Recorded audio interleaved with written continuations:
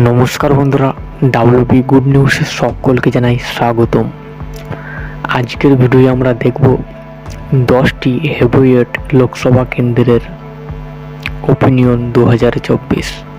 তৃণমূল কংগ্রেস এবং বিজেপি যে জেতা আসনগুলি হারতে চলেছে অর্থাৎ পরাজিত হচ্ছে, বাম, কংগ্রেস, আইএসএফ কোন লোকসভা আসনগুলিতে জয়লাভ করছে এবং কোন আসনগুলিতে পরাস্ত হচ্ছে কোন প্রার্থী, কত শতাংশ ভোট পেয়ে কোন কেন্দ্রে কোন প্রার্থী জয়লাভ করছে, আজকের জনমত সমীক্ষায় আমরা দেখে নেব। প্রথমেই আমরা শুরু করব মুর্শিদাবাদ লোকসভা কেন্দ্র। মুর্শিদাবাদ লোকসভা কেন্দ্রে 2019 সালে জয়লাভ করেছিলেন আবু তাহের খান, তৃণমূল কংগ্রেস প্রার্থী। 2024-এ কেমন ফলাফল হতে পারে? 2024-এ মুর্শিদাবাদ লোকসভা কেন্দ্রে চতুর্মুখী লড়াই। বাম কংগ্রেস অর্থাৎ জোটের প্রার্থী হয়েছেন মোহাম্মদ সেলিম এবং আইএসএফ প্রার্থী হাবিব শেখ, তৃণমূল কংগ্রেস প্রার্থী আবু তাহের খান এবং বিজেপি প্রার্থী গৌরীশঙ্কর ঘোষ। 2024-এ কোন প্রার্থী কত শতাংশ ভোট পড়ে আমরা যদি দেখি, মোহাম্মদ সেলিম জোটের প্রার্থী পেতে পারে 35% ভোট, আইএসএফ প্রার্থী হাবিব শেখ পেতে পারে 15% ভোট, আবু তাহের খান পেতে পারে 48% ভোট, গৌরীশঙ্কর ঘোষ বিজেপি প্রার্থী পেতে পারে 12% ভোট। মুর্শিদাবাদ আসনে অর্থাৎ ভোট কাটাকাটির ফলে বাম এবং আইএসএফের, সেই ক্ষেত্রে আবু তাহের খান তৃণমূল কংগ্রেস প্রার্থী জয়লাভ করতে পারে। পরবর্তী লোকসভা কেন্দ্র মালদা দক্ষিণ। তো মালদা দক্ষিণ লোকসভা আসনটি 2019 সালে জয়লাভ করেছিলেন কংগ্রেস প্রার্থী। 2024 সালে ত্রিমুখী লড়াই মালদা দক্ষিণ লোকসভা কেন্দ্রে। তৃণমূল কংগ্রেসের হয়ে প্রার্থী হয়েছেন শাহনাজ আলী রোহান এবং শিরোপা মিত্র চৌধুরী বিজেপি প্রার্থী এবং ঈশা খান চৌধুরী কংগ্রেস প্রার্থী, অর্থাৎ ত্রিমুখী লড়াই মালদা দক্ষিণ লোকসভা কেন্দ্রে। 2024 শিরোপা মিত্র চৌধুরী বিজেপি প্রার্থী পেতে পারে 27% ভোট, শাহনাজ আলী রোহান তৃণমূল কংগ্রেস প্রার্থী পেতে পারে 31% ভোট এবং ঈশা খান চৌধুরী কংগ্রেস প্রার্থী পেতে পারে 34% ভোট। 2024-এ মালদা দক্ষিণ লোকসভা আসনটি জয়লাভ করতে পারে ঈশা খান চৌধুরী অর্থাৎ কংগ্রেস প্রার্থী। পরবর্তী লোকসভা কেন্দ্র মালদা উত্তর। মালদা উত্তর লোকসভা কেন্দ্রে 2019 সালে জয়লাভ করেছিলেন খগন মুর্মু, অর্থাৎ তৃণমূল কংগ্রেস এবং কংগ্রেসের ভোট কাটাকাটির ফলে 2019 সালে জয়লাভ করে খগন মুর্মু। তো এই আসন থেকে 2024 সালে প্রার্থী হয়েছেন মুশতাক আলম আহমেদ অর্থাৎ কংগ্রেস প্রার্থী, মোহাম্মদ সোহেল আইএসএফ প্রার্থী, প্রসেন বন্দ্যোপাধ্যায় অর্থাৎ তৃণমূল কংগ্রেসের প্রার্থী এবং খগেন মুর্মু বিজেপি প্রার্থী। চতুর্মুখী লড়াই মালদা উত্তর লোকসভা কেন্দ্রে।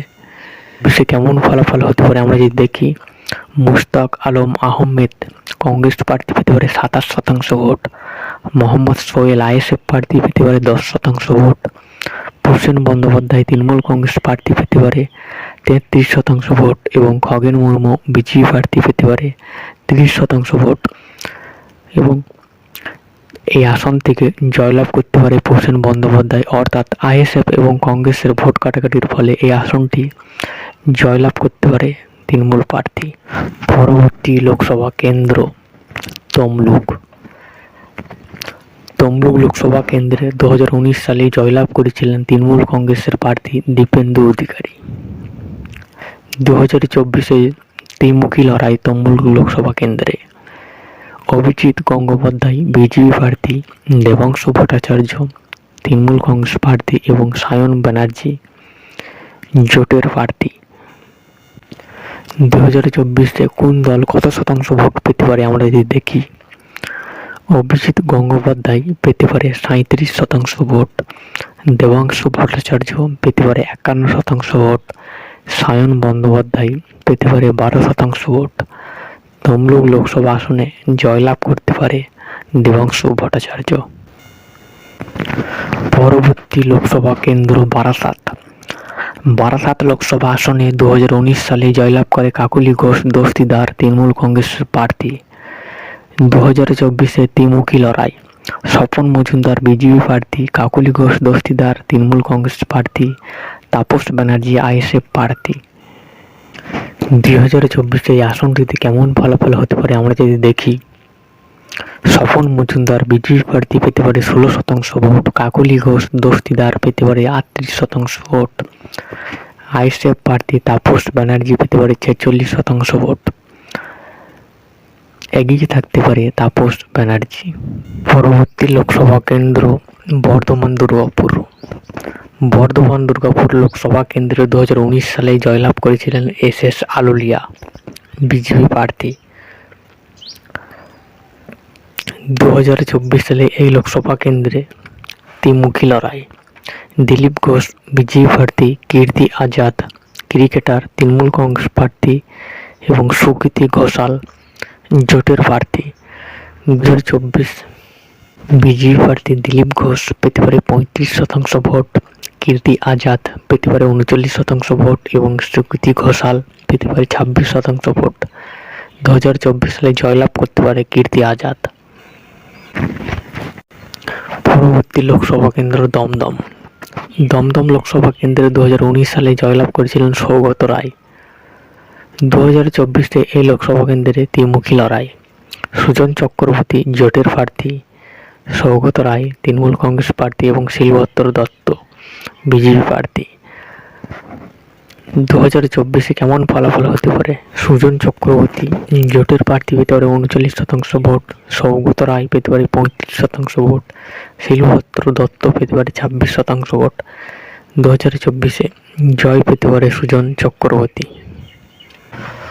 পরবর্তী লোকসভা কেন্দ্র পূর্ব বর্ধমান।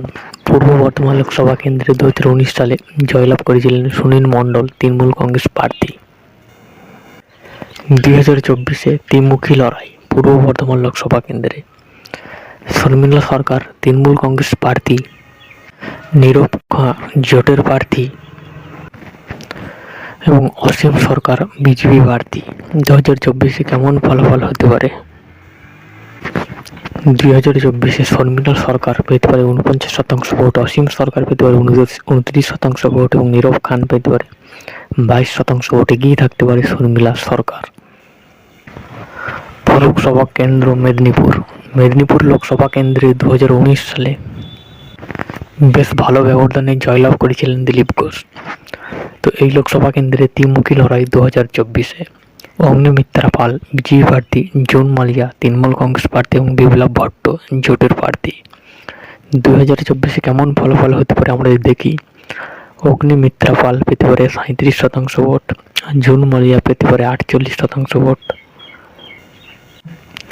জোট প্রার্থী বিপ্লব ভট্ট পেতে পারে 15% ভোট। এগিয়ে থাকতে পারে জুন মালিয়া। পরবর্তী লোকসভা আসন বসিরহাট। বসিরহাট লোকসভা কেন্দ্রে 2019 সালে জয়লাভ করেছিলেন নুসরাত জাহান। 2024-এ ত্রিমুখী লড়াই বসিরহাট লোকসভা কেন্দ্রে, রেখা পাত্র বিজেপি প্রার্থী, হাজী নুরুল ইসলাম তৃণমূল কংগ্রেস প্রার্থী এবং ডাক্তার আক্তার আলী আইএসএফ প্রার্থী। 2024-এ রেখা পাত্র পেতে পারে 27% ভোট, হাজী নুরুল ইসলাম পেতে পারে 38% ভোট, আইএসএফ প্রার্থী পেতে পারে 35% ভোট। দ্বিতীয় পজিশনে থাকতে পারে আইএসএফ এবং জয়লাভ করতে পারে হাজী নুরুল ইসলাম। তো আপনারা অবশ্যই কমেন্টে রায় জানাবেন আপনাদের।